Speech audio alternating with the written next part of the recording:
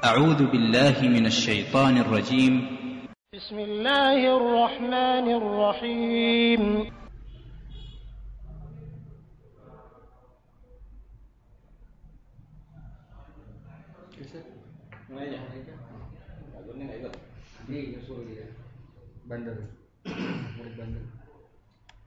Assalamualaikum warahmatullahi wabarakatuh. Waalaikumsalam warahmatullahi wabarakatuh. Alhamdulillahilladzi hadana lihada wa ma kunna linahtadiya laula an hadana Allah. Asyhadu an la ilaha illallah wahdahu la syarikalah wa asyhadu anna Muhammadan abduhu wa rasuluhu la nabiyya ba'dah. Kita awali dulu kajian malam ini dengan membaca basmalah. Bismillahirrahmanirrahim. Sudah sampai pada materi mengenai tauhid rububiyah. Kita melanjutkan yang kemarin kita telah membahas pertama adalah pengantar agama Islam. Situ definisi tentang apa itu agama menurut Quran dengan istilah ad-dinul Islam, dengan dibandingkan dengan agama definisi-definisi agama menurut bahasa Indonesia atau menurut pemahaman secara umum. Islam bukan seperti agama-agama yang lain. Islam adalah sebuah cara hidup. Sehingga dalam perspektif ini nggak ada orang yang nggak beragama. Karena seorang harus hidup dengan satu cara. Kalau dia tidak hidup dengan cara Islam, dia pasti hidup dengan cara yang lain. Cara hidupnya itulah yang disebut ad-din itu tadi. Ya. Kemudian di materi makna syahadat yang pertama kita telah mempelajari bahwa syahadat itu bermakna memahami. Jadi pada saat kita menyatakan asyhadu an la ilaha illallah wa asyhadu anna Muhammadar Rasulullah, asyhadu itu bukan sekedar bermakna saya bersaksi, tapi lebih bermakna saya memahami, saya telah paham bahwa sesungguhnya la ilaha illallah Muhammadar Rasulullah. Nah, kenapa perlu paham? Pemahaman adalah jalan untuk perubahan. Tidak bisa seorang berubah sikap hidupnya, cara hidupnya kalau dia tidak berubah pemahamannya. Karena itu syahadat makna pertamanya adalah pemahaman. Surah Ali Imran ayat 18 Bismillahirrahmanirrahim. Syahidallahu annahu la ilaha illahu wal malaikatu wa ulul ilmi qa'iman bil qist. Ayat ini bermakna telah bersyahadat Allah bahwa tidak ada Tuhan kecuali Dia, telah bersyahadat pula malaikat, telah bersyahadat pula orang-orang yang memiliki ilmu dan menegakkannya dalam kekuatan. Jadi yang bersyahadat cuma tiga, Allah, malaikat, dan orang yang memiliki pemahaman. Kita bukan malaikat, kita bukan Allah, kita jelas bukan Allah ya. Maka satu-satunya hanyalah yang mempunyai pemahaman. Jadi apa yang harus dipahami? Ya la ilaha illallah Muhammadar Rasulullah. Karena itu kita harus mempelajari tentang apa itu makna la ilaha illallah. Nah, la ilaha illallah adalah kalimat tauhid. Saya kira semua orang yang Islam mengakui bahwa Allah itu adalah Tuhan semesta alam. Nah, yang dituntut di situ sebetulnya bukan sekedar tauhid rububiyah, tetapi terutama tauhid uluhiyah, karena kata yang dipakai adalah ilah. Ya. Dalam Quran, kata yang mengandung makna atau terjemahan Tuhan itu ada dua, Rabb dan ilah. Ya. Alhamdulillahirabbil alamin, segala puji bagi Allah, Rabb semesta alam. Ini aspek rububiyah. Tetapi la ilaha illallah bermakna tidak ada ilah kecuali hanya Allah. Dua-duanya terjemahkan Tuhan, padahal maknanya cukup berbeda. Cukup signifikan lah perbedaannya. Nah, kita bahas sekarang ini tentang apa itu tauhid rububiyah dan kenapa seorang muslim harus dengan kuat memahami dan mengerti benar bahwa sesungguhnya secara aspek rububiyah pun kita harus mentauhidkan Allah. Artinya hanya satu, Rabb itu bukan dua, bukan tiga dan lain-lain. Baik, saya mau mulai dulu dari ini mungkin agak sedikit saintifik sedikit ya, agak fisika sedikit gitu ya. Cuma saya anak fisika. Oh ya udah berarti. Baik, saya mulai aja dulu. Yang pertama, saya menggunakan istilah kecerdasan rancangan. Ada banyak ayat yang menyinggung mengenai kecerdasan rancangan dalam Quran. Misalnya di sini saya kutip surah Fussilat surah 41 ayat 53. Sanurihim ayatina fil afaqi wa fi anfusihim. Assalamualaikum. Waalaikumsalam. terlambat. Suruh push up, Ustaz. Saya nggak bisa lama-lama juga, Ustaz. Ya. Si bocah loh. Enggak. Tidak sih di rumah ini nih. Pak gimana ini gimana?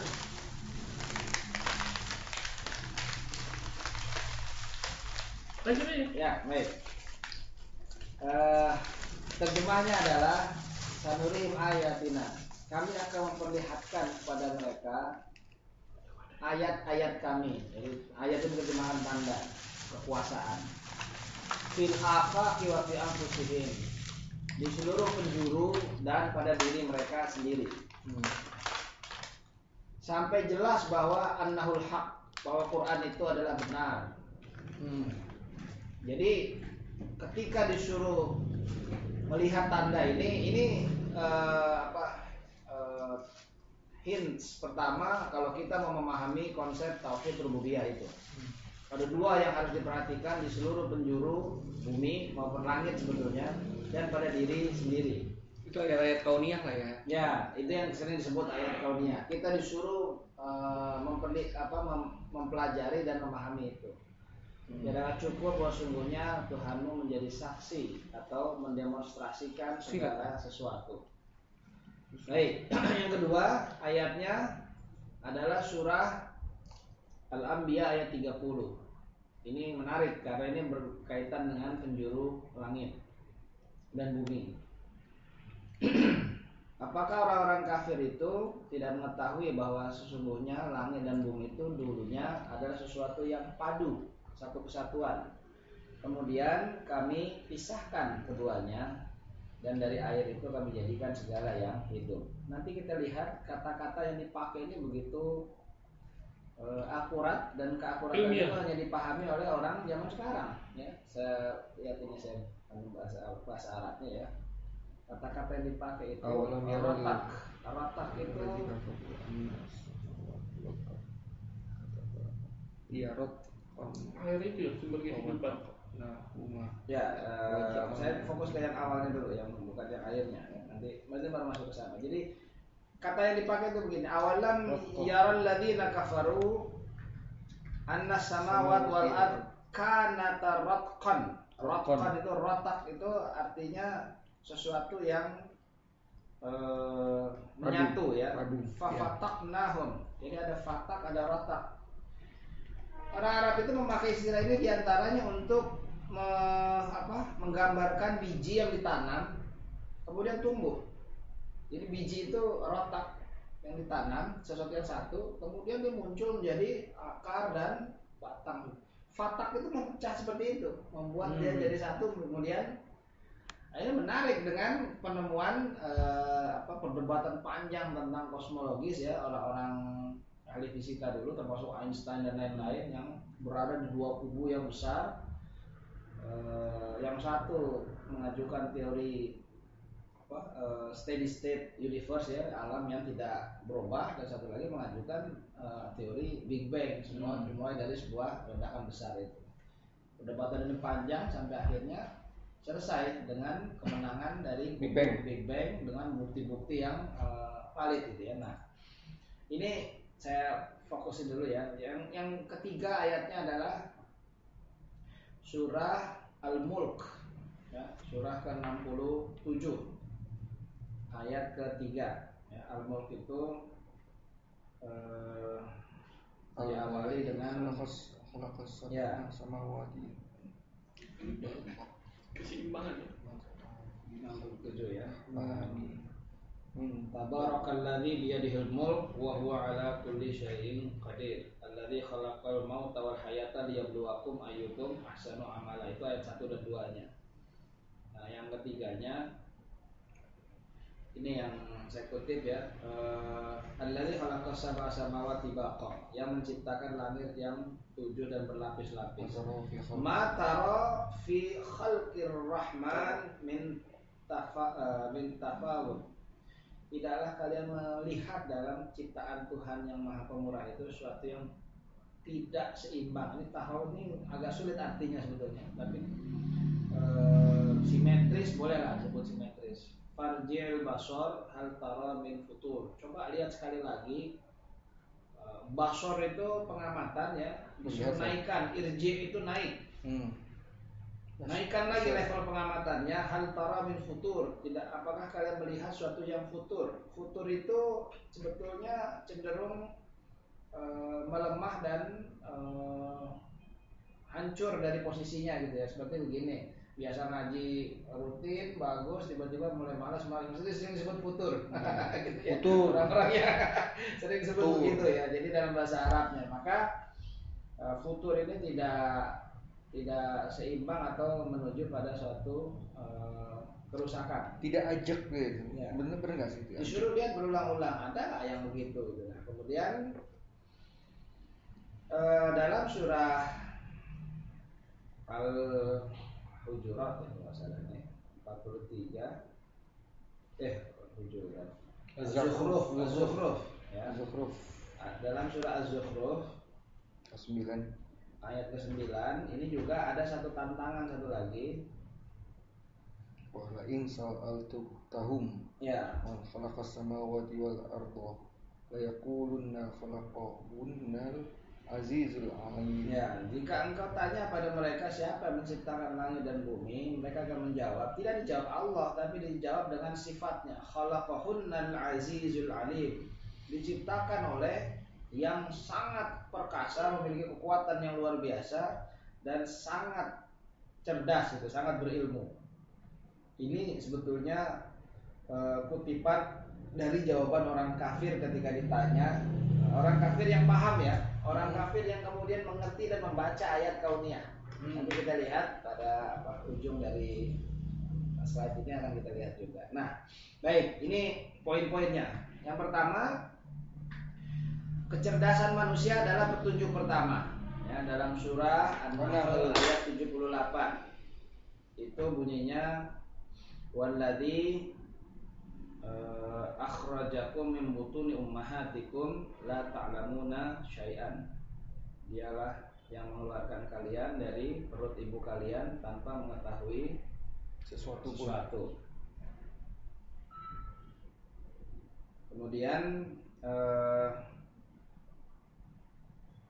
wa ja'ala lakumus sam'a wal absar wal afidah. Lalu Allah menciptakan padamu pendengaran, penglihatan dan akal pikiran.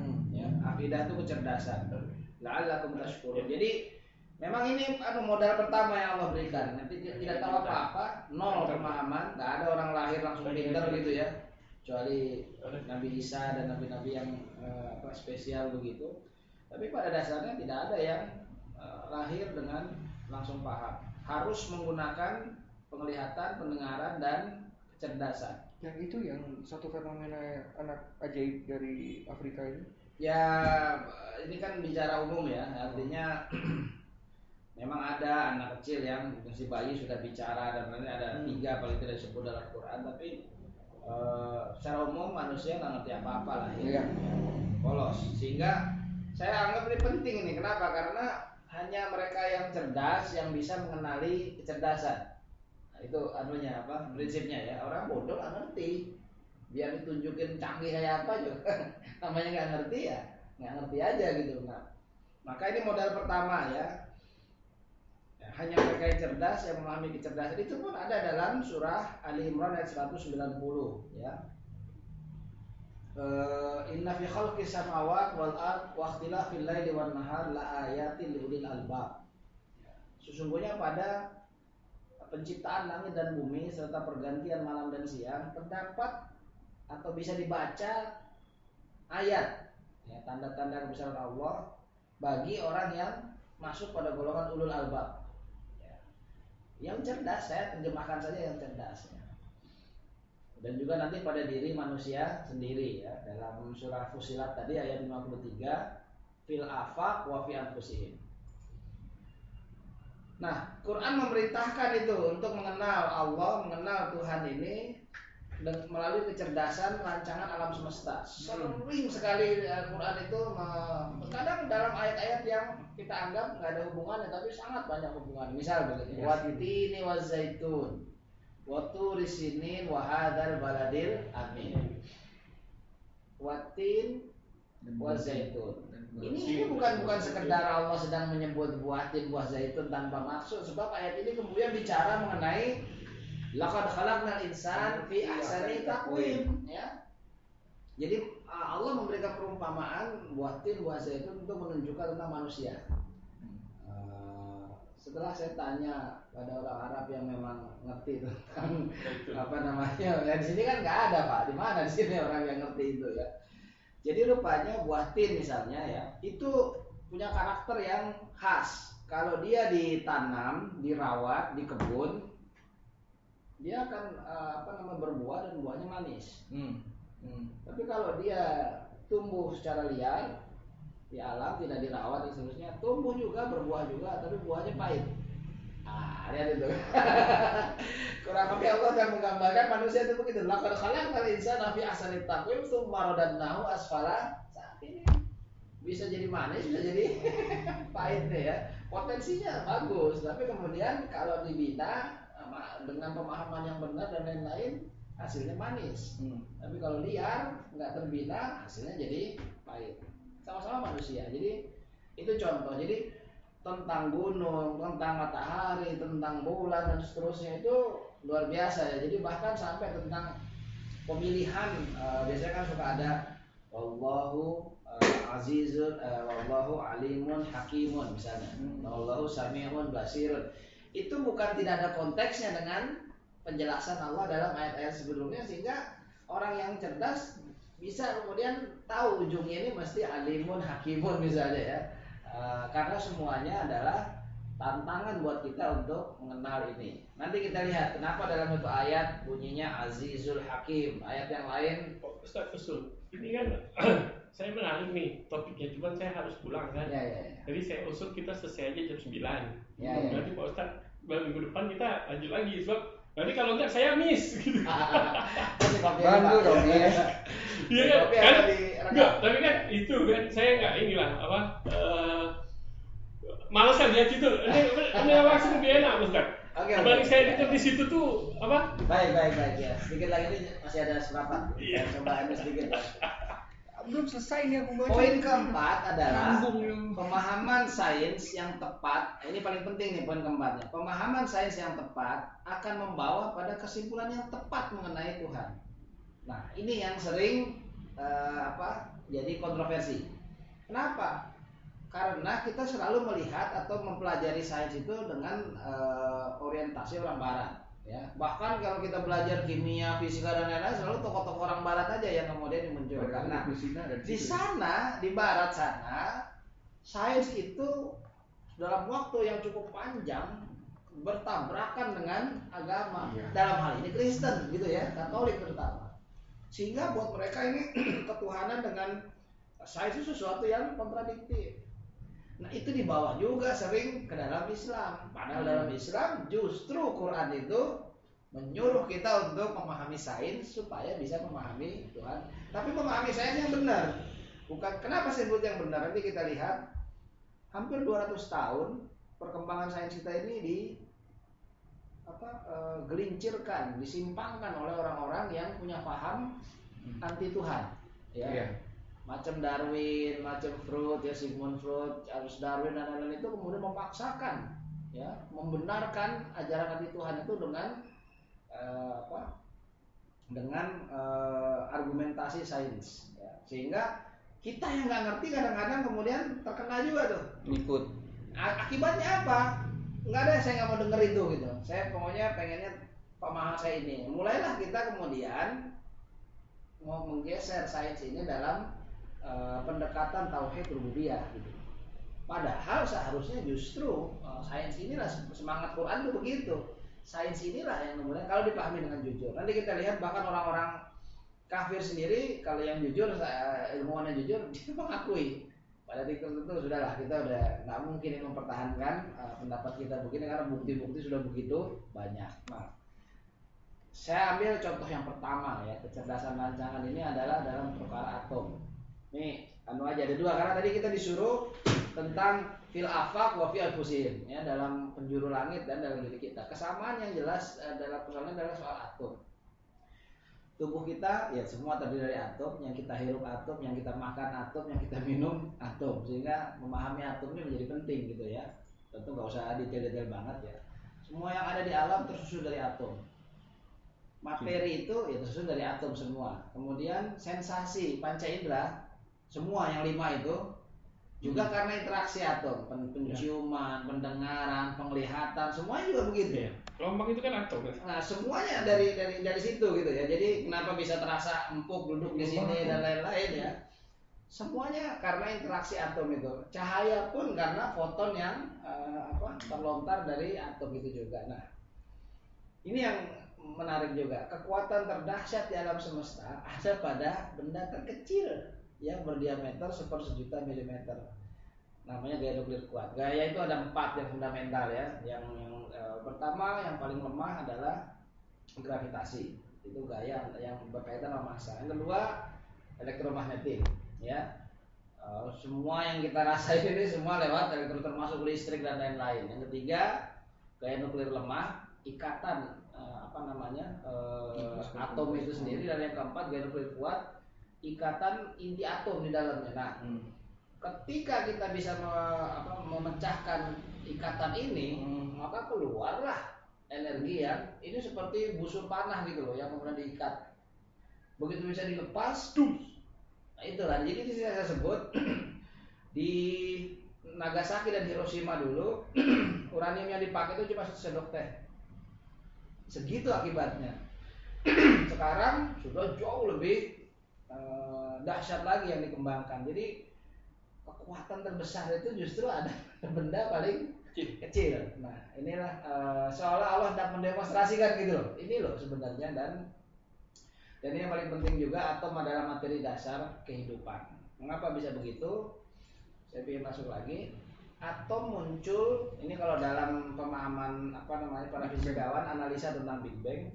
Big Bang itu teori asal mula alam semesta yang telah diterima secara aklamasi oleh ilmuwan. Panjang anunya, cuma jelas perdebatan itu melibatkan Einstein, Friedman dan lain-lain lah, tokoh-tokoh sains yang tadinya ada di sebelah sana. Tapi kemudian mereka teori Big Bang bukannya oleh Stephen Hawking? Oh bukan, jauh. Kalau itu belakangan baru. Big Bang itu pertarungannya dimulai terakhir itu tahun 65. Setelah hadiah Nobel diganjar ke siapa tuh, Penzias dan siapa itu lagi tuh ya, nanti saya coba saya lihat itu, karena dia menemukan bukti radiasi sisa Big Bang itu dan masuk dia dapat hadiah Nobel. Setelah itu barulah semuanya mengaku kalah semua dalam pertarungan ini. Kenapa ini menjadi penting ya? Karena ini berimplikasi ke filosofis ya. Ada nggak Tuhan itu sebetulnya? Arahnya ke situ.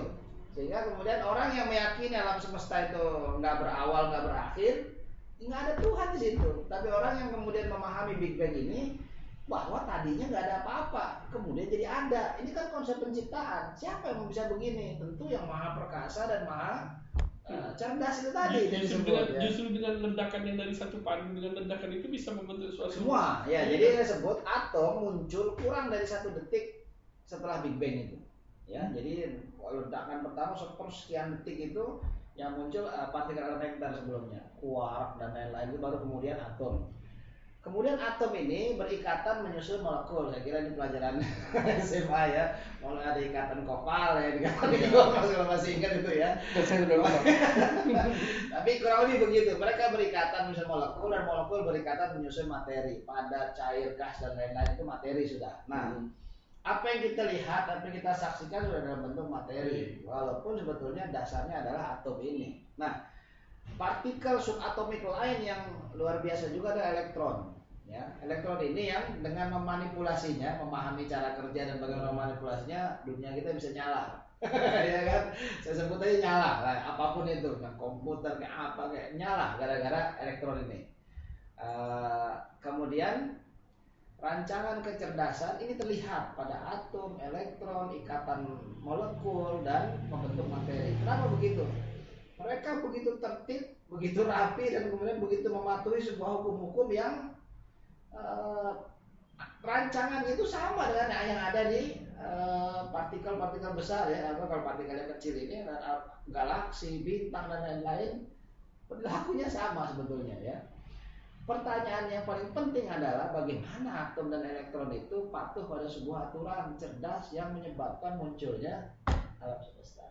Padahal atom itu hanya sekedar partikel yang nggak bisa apa-apa gitu ya. Tetapi kemudian mereka tiba-tiba membentuk ini, tiba-tiba membentuk itu, tiba-tiba akhirnya jadilah berbagai macam materi ini gitu loh. Nah, kalau disebut atomnya yang cerdas kan nggak masuk akal. Tapi gimana mungkin ya?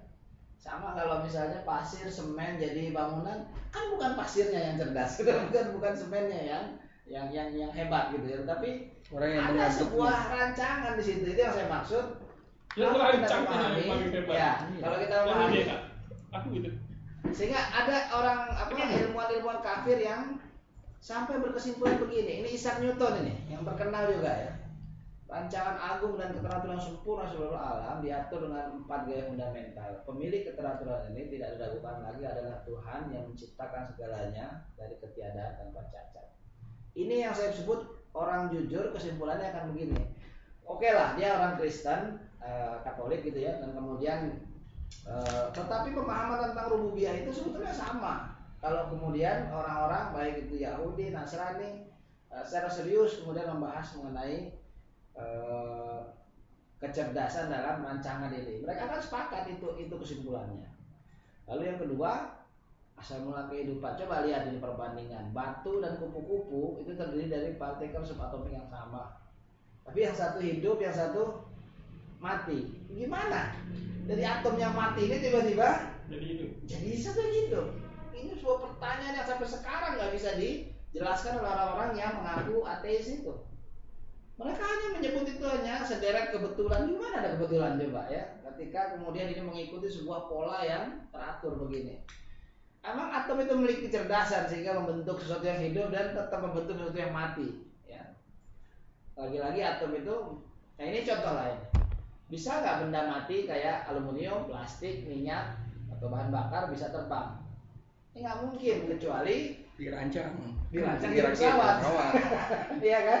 Itu yang saya maksud. Jadi konyol kalau kemudian menyebut atomnya itu yang hebat, canggih dan lain-lain. Kenapa hanya terjebak pada atomnya itu, tidak melihat sebuah rancangan di situ yang begitu canggih gitu ya, sama seperti pesawat. Kan aneh kalau tiba-tiba disebut ini aluminiumnya tiba-tiba menyatu dengan plastik kemudian jadi pesawat tiba-tiba terbang.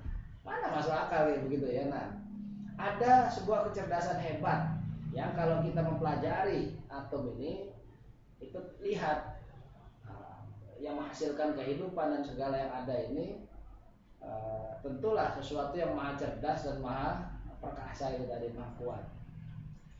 Juga lagi-lagi ilmuwan ini, fisikawan Inggris ini yang juga seorang evolusionis sebetulnya ya, orang yang mempertahankan tadinya gagasan tiada Tuhan, tetapi dia sendiri sampai pada kesimpulan ini. Kalau benda hidup itu kan tadinya mereka menyebut, dan mungkin kita ingat dulu kita diajarin juga ya, bahwa itu interaksi gaya-gaya di alam, radiasi, tiba-tiba kehidupan muncul. Gimana ceritanya? Ya, dia berkesimpulan, saya rasa kita harus mengakui satu-satunya penjelasan yang paling masuk akal adalah adanya penciptaan. Teori penciptaan lagi. Saya tahu ini aib katanya dia, bagi para fisikawan, termasuk saya. Tapi kita nggak boleh menolak apa yang tidak kita suka bila bukti-bukti eksperimentalnya mendukung. Ini kalau ilmuwan jujur begini ngomongnya. Nah, itu kenapa saya sebut kita perlu memahami hal-hal seperti ini supaya rububiyah kita kuat. Yang kedua, contoh kasus yang lain DNA. Apa itu DNA? Karena tadi disebut wafi anfusihim, dan dalam diri mereka sendiri.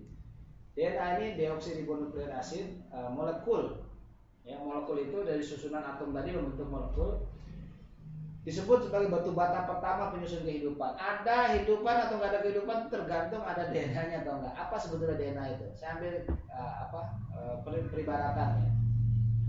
DNA manusia itu adalah bank data tentang manusia. Kalau Pak Gunawan ya tentang Pak Gunawan gitu ya, sifat fisiknya, sistem fungsi-fungsi sistem tubuhnya, dan semua data yang diperlukan untuk mengendalikan. Misalnya Pak Gunawan luka ya, berdarah, lalu kemudian dikasih obat, nanti lukanya itu sembuh. Karena kulit-kulit itu memperbaharui lagi, dan dari mana dia tahu harus begitu? Ya kan?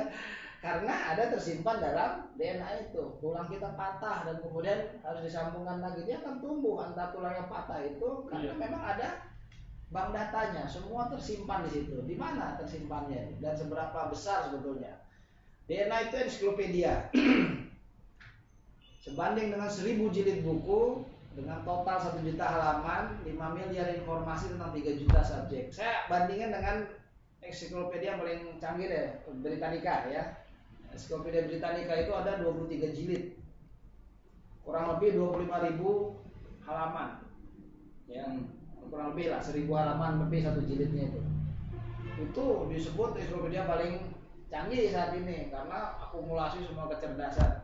Ini 40 kali itu, kurang lebih ya 1 juta halaman ya. Jadi bisa dibayangin banyaknya informasi yang ditampung. Kalau dijadiin buku, bukunya itu ditumpuk 70 meter tingginya. Kalau ditulis di kertas, kertasnya begitu panjang dari kutub utara sampai Ekuador. Jadi ini saya cuma ingin menunjukkan DNA itu bank data yang besar sekali. Ini ada hubungannya dengan masa Ida kan? Ya nanti ke sana ya. Yang apa ya. yang itu oleh Richard Gulham itu ya? Iya. Oke, informasi sebanyak itu tersimpan dalam DNA yang ukurannya 1/100.000 mm.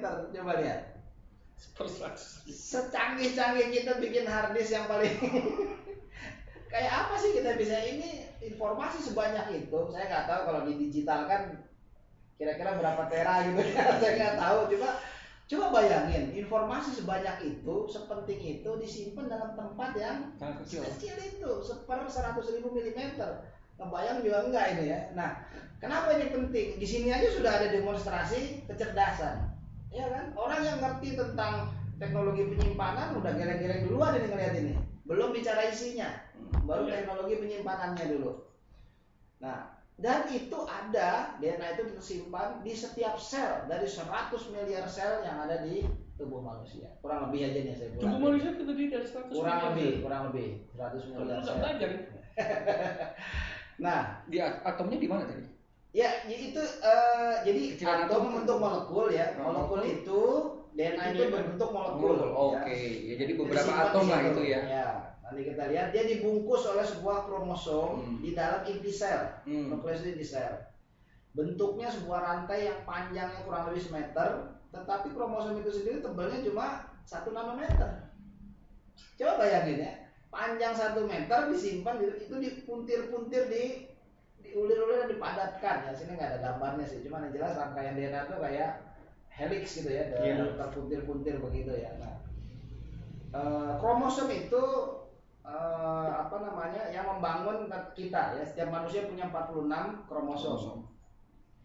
Nah, saat sel sperma membuahi telur, sama-sama sel ini ya, masing-masing sperma membawa 23 kromosom, telur membawa 23 kromosom, lalu dijadikan satu menjadi 46. Inilah yang sel pertama yang membentuk manusia itu, dan kemudian sel itu membelah sesuai dengan informasi yang ada di dalam DNA itu sampai jadi janin yang sempurna. Tiba-tiba membentuk otak, membentuk jantung, membentuk ini, terus dia bekerja begitu sesuai dengan sequence yang sudah ada. Kayak program dijalanin gitu Pak, track langsung dia bergerak dari daging, tulang, daging semua sama daging, seperti itu ya, seperti dalam surah Al-Mu'minun itu. Jadi gimana dia bisa muncul seperti itu? Kalau di pabrik ya, pabrik motor, pabrik mobil ya, knalpotnya dibikin di sono, mesinnya di sini, lalu di-assemble ya. Ini enggak, dari satu tiba-tiba. Nah, ini kan mirip seperti yang tadi disebut kejadian alam semesta itu ya. Dari sesuatu yang satu padu kemudian kami pisahkan jadi seperti itu. Nah, ini tentang DNA. Jadi tadi tentang atom, lalu tentang DNA. Pertanyaannya, ada nggak sih kebetulan? Kenapa saya sebut ada kebetulan? Karena bagi orang yang tidak mengakui ini menyebut itu hanya proses kebetulan, evolusi, ya kan? Kebetulan jadi begini, kebetulan jadi begitu. Ini gambar sedikit ya. Coba lihat ini. Saya nggak tahu di taman bunga mana ya, bagus banget. Pertanyaannya, mungkin nggak bunga di taman ini menyusun dirinya dalam bentuk yang seperti itu sendiri? Atau ada yang menata? Nah, ya kita ngelihat begini udah ngerti ini pasti ada yang menata ya. Hebat banget. Nah, mungkin kalau tiba-tiba sendiri, hanya orang bodoh yang bilang tiba-tiba ini. Nah, ya itu yang saya maksud. Ketika kita melihat, lalu kita tahu ada kecerdasan rancangan. Atau yang inilah, ya. Entah jamnya siapa nih. Mungkin nggak onderdil jam ini tiba-tiba saling berkait sehingga jam itu berfungsi secara kebetulan? Jelas nggak mungkin. Kita ngelihat jam kita tahu ini canggih nih orang yang buatnya siapa sih, Seiko ya, apa mana? begitu lah ya. Patek Philippe itu. Nah, yang lebih parah lagi nih, karena DNA ini berkaitan dengan informasi, ya. Ini apa, Scrabble ya? Scrabble. Percaya nggak kalau huruf-huruf ini ya diacak tiba-tiba secara kebetulan membentuk tulisan ini? Jelas nggak mungkin ya. Kalau DNA itu sebuah informasi yang tertata rapi, pasti ada yang menyusun informasi itu dan pasti ada yang begitu canggihnya mendesain dan menempatkannya dalam penyimpanan yang begitu kecil gitu ya. Nah, nggak ada kebetulan. Jadi terlalu konyol dan terlalu bodoh orang yang selalu mengedepankan ini terjadi secara kebetulan. Satu lagi mengenai rububiyah ini adalah kesatuan hukum alam. Sebuah wilayah dengan seorang penguasa harus memiliki peraturan kewilayahan yang sama. Sering saya ambil contoh peraturan sebuah negara yang diketuai oleh seorang presiden misalnya ya, pasti berlaku sama di semua wilayah negara itu. Misalnya benderanya merah putih, ya semua dari ujung ke ujung merah putih ya. Atau di sebuah perusahaan satu orang direktur pasti akan seragam aturannya buat, atau di sebuah wilayah RW RT gitu ya. Satu RT pasti hanya ada satu ketuanya. Kalau ada dua pecah RT-nya gitu kan. Nah, itu kesimpulan sederhana. Tapi kalau kita balik ya, tanda adanya beda penguasa biasanya dari adanya perbedaan aturan. Ya enggak? Iya. Penguasa menetapkan aturan. Jadi kalau kita pergi ke nggak jauh sih ya, mungkin lebih jauh ke Aceh, ke Singapura, benderanya udah beda. Karena memang penguasanya beda. Ya, atau aturan-aturan yang lainnya yang berkaitan dengan kenegaraan beda sudah ya, karena penguasanya berbeda. Saya cuma ingin kita menilainya secara terbalik. Kalau kita lihat aturannya sama, seharusnya kesimpulannya penguasanya satu. Tapi kalau peraturannya berbeda, boleh jadi penguasanya beda, ada 2 atau 3 gitu ya. Hukum fisika yang mengatur materi terkecil seperti partikel yang bahkan sampai level subatomik maupun yang mengatur miliaran galaksi di alam semesta itu ternyata sama, berlaku di bumi dan di penjuru galaksi yang manapun gitu ya. Ini bisa dibuktikan ya, seperti cahaya misalnya. Kecepatan cahaya di penjuru semesta dan di bumi sama, 300.000 km per detik ya. Dengan ini kita bisa mengukur jauhnya jarak sehingga ada istilah berapa tahun cahaya ya. Itu bukan ukuran waktu tapi ukuran jarak ya. Karena jauhnya menempuh itu ke sini baru terlihat. Matahari dengan bumi aja itu 8 menit. 8 menit cahaya itu. Jadi 8 kali 300.000 itu jarak jauhnya. Kalau matahari tiba-tiba mati gitu ya, 8 menit kemudian kita baru tahu. Itu saking cukup jauh jaraknya ya. Kali aja tuh 1 menit tuh 60 detik ya, kali 60 kali 8 kali 60 dulu Pak. 2.400 km per detik aja. Kali enggak. 8 menit ya. Oh iya. 8 kali 60 dulu baru kali 300 gitu ya. Segitulah jauhnya gitu ya. Sehingga cahaya butuh waktu 8 menit. Kalau galaksi yang lebih jauh lagi, hitungannya bisa setahun, bisa sekian tahun atau berapa juta tahun cahaya dan seterusnya begitu. Nah, kenapa bisa diukur? Karena memang kecepatannya sama. Ya, inilah yang jadi hanya orang yang paham sains ini yang kemudian ngerti. Ternyata aturannya sama. Bahkan atom-atomnya pun sama. Ya, yang menyusun seluruh galaksi ini. Dan hukum yang diterapkan latar itu sama juga dari ujung ke ujung. Bagaimana mungkin penguasanya beda? Itu anunya secara logik rasionalnya. Nah ini kesimpulan, pencipta, pengatur dan penguasa berserta hukum-hukumnya adalah satu, yang maha perkasa, yang maha berpengetahuan. Yang tadi disebut dalam surah Az-Zukhruf itu, ya.